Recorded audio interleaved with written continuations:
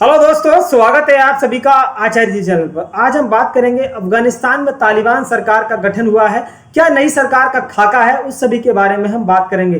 किसको कौन सा पद दिया गया है, कौन से आतंकी को किस पद पर बिठा दिया गया है, सभी के बारे में हम बात करेंगे। देखिए, ये जो इमरान खान चचा साहब हैं, ये भिखारी के भिखारी रहने वाले हैं, इनके बारे में भी थोड़ी बहुत बात कर ली जाएगी।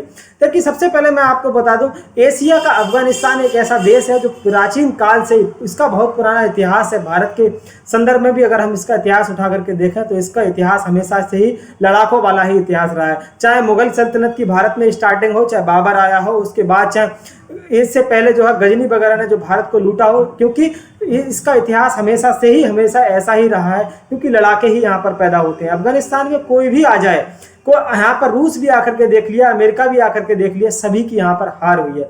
तो अफगानिस्तान की धरती ही कुछ ऐसी है, इसके बारे में ही बात करेंगे। अफगानिस्तान की राजधानी के बारे में बात करूँ, काबुल यहाँ की राजधानी है।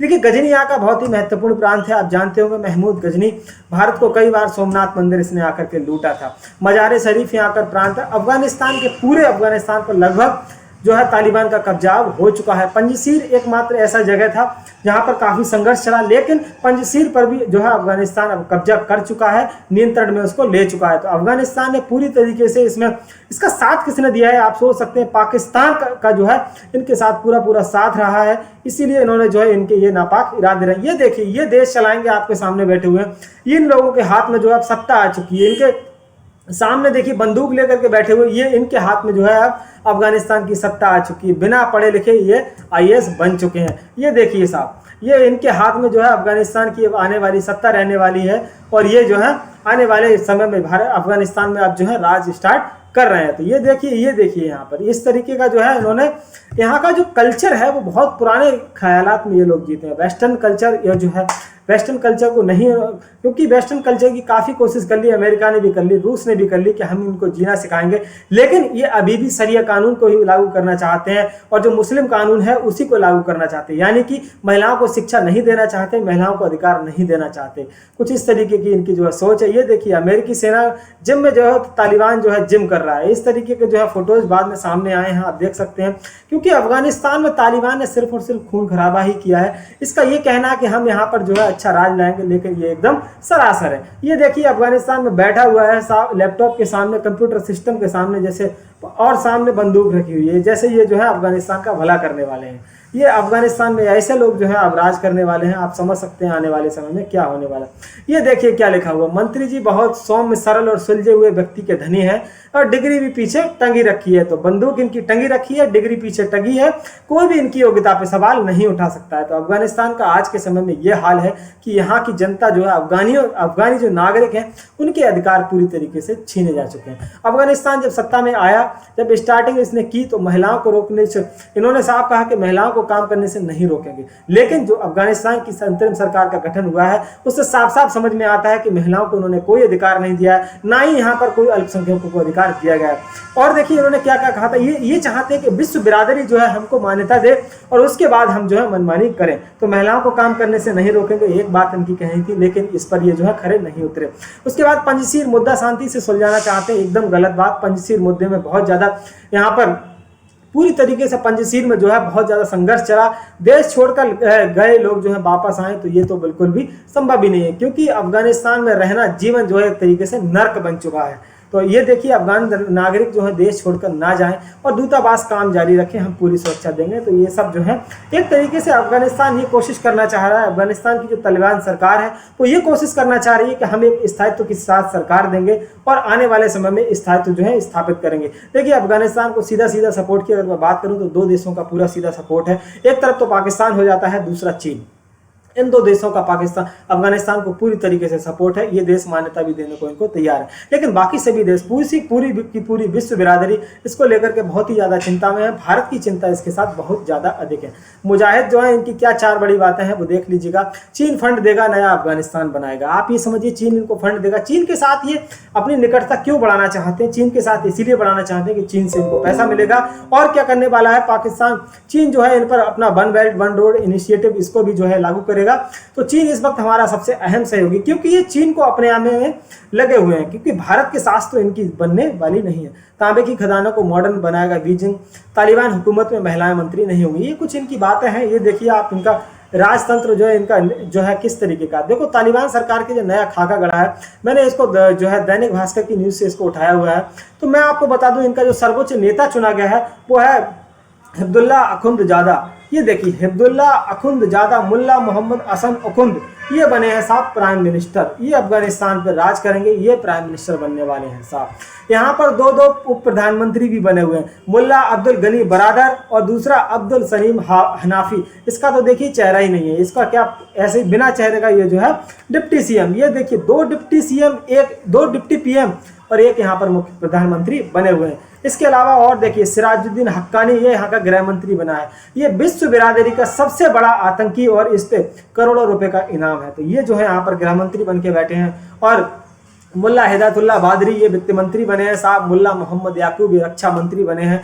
मौलवी आमिर खान मुताकी ये जो है विदेश मंत्री बने हैं। उप विदेश मंत्री शेर मोहम्मद स्टेन जकाई उप विदेश मंत्री बने हैं। इसके अलावा शेख मौलवी नूरुल्लाह मुनीर ये आपके शिक्षा मंत्री बने हैं। और खलील उर रहमान हक्कानी ये शरणार्थी मामलों के मंत्री बने हैं।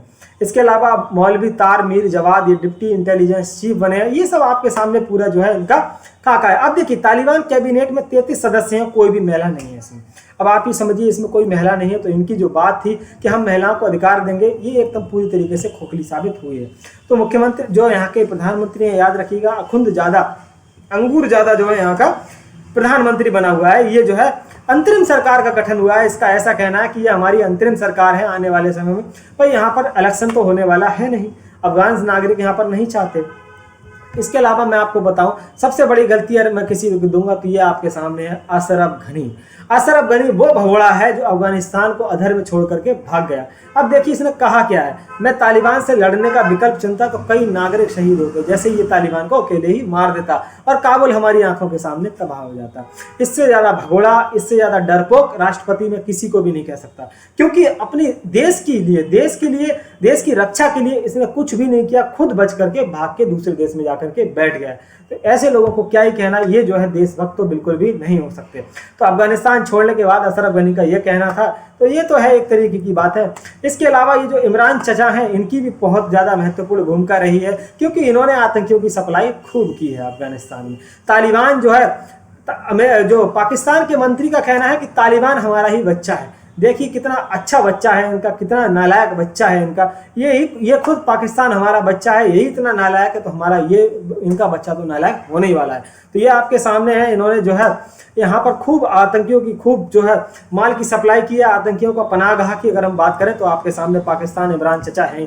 ये देखिए भिखारी बैठा हुआ है, इनके पास खाने के लिए पैसा नहीं है, इकोनॉमी इनकी डूब चुकी है, इनके पास कुछ भी नहीं है, लेकिन आतंकियों के लिए इनके पास पैसे की कमी नहीं है। इनको सिर्फ एक ही काम है, शादी करना।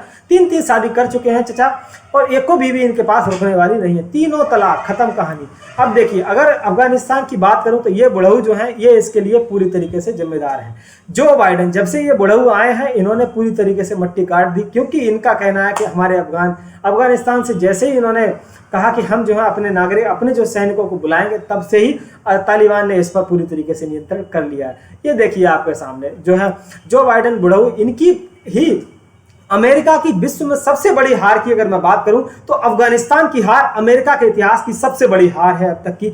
ऐसे ही वियतनाम से भी अमेरिका इसी तरीके से भागा था, उसी तरीके से अमेरिका जो है अफगानिस्तान से तुम दबा के भागा है। अब अमेरिका का जो आखिरी सैनिक था 31 अगस्त को, जिसने रात में घर छोड़ा, मतलब रात में ही अफगानिस्तान से बाहर निकल गए हैं। तो अफगानिस्तान में अमेरिका की सबसे बड़ी हार बुढ़ऊ की हार है। इनसे बढ़िया तो डोनाल्ड ट्रंप थे, जो कम से कम चीन को दबा कर रखता था। ये देखिए अमेरिका का जो है ग्रेवयार्ड अफगानिस्तान बन गया है, मतलब अमेरिका के लिए एक तरीके से कब्रगाह बना अफगानिस्तान। 20 साल तक अमेरिका रहा, 20 साल तक अमेरिका अफगानिस्तान में रहा। इसने क्या किया? आखिर कुछ भी नहीं किया, और एक तरीके से तबाही का मंजर अफगानिस्तान के नागरिकों को मरने के लिए छोड़ दिया गया जो बाइडेन अमेरिका के राष्ट्रपति के द्वारा। ये देखिए इनका क्या कहें, ये बुढ़ऊ के कोई समझ ही नहीं है इनके अंदर क्या करना चाहिए क्या नहीं। ये देखिए अफगानिस्तान के अंदर अमेरिका किस तरीके से अपने हथियार छोड़ करके भाग गया, अपना सामान छोड़ करके भाग गया, सब कुछ खत्म एकदम। इनसे बढ़िया तो हमारे डोनाल्ड ट्रंप साहब थे, कम से कम चीन को धमका के तो रखे थे। कोरोना वायरस चीन को लेकर के आए दिन धमकी, इनसे बढ़िया तो यही था कम से कम। ये देखिए आप भारत के लेकर, भारत के बहुत सारे प्रोजेक्ट जो है अफगानिस्तान में चल रहे हैं, उसको भी जो है काफ़ी नुकसान पहुंचाया है अफगानिस्तान के द्वारा। ये देखिए भारत ने बहुत सारे बांध बनाए, भारत ने सलमा बांध बनाया, सहतूत बांध बनाया, दहला बांध बनाया, 3 बांध प्रोजेक्ट पे भारत ने काम किया। अफगानिस्तान की संसद भारत ने बनाई, आप सोचिएगा, अफगानिस्तान की भारत ने संसद बनाई, अफगानिस्तान में भारत ने सड़क बनाई, अफगानिस्तान में भारत ने रोड बनाई, इतना सारा भारत ने इसमें निवेश कर रखा है। भारत को सबसे बड़ी चिंता इसी बात की है, क्योंकि भारत का बहुत सारा निवेश इसमें खराब हो सकता है।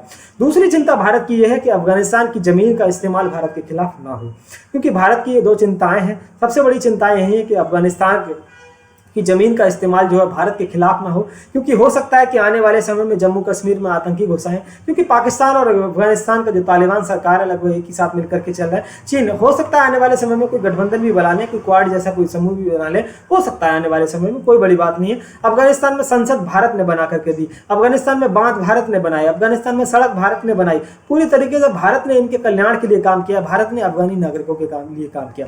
सबसे अच्छी बात मैं आपको बता दूं, अफगानी नागरिकों के लिए, अफगानी जो नागरिक हैं उनके दिलों में भारत के लिए बहुत बड़ी इज्जत है, ये आप ध्यान रखिएगा। इसके अलावा भारत के लिए, ये देखिए अफगानिस्तान से भारत के लिए सबसे ज्यादा आयात अगर कुछ होता था तो वो थे ड्राई फ्रूट।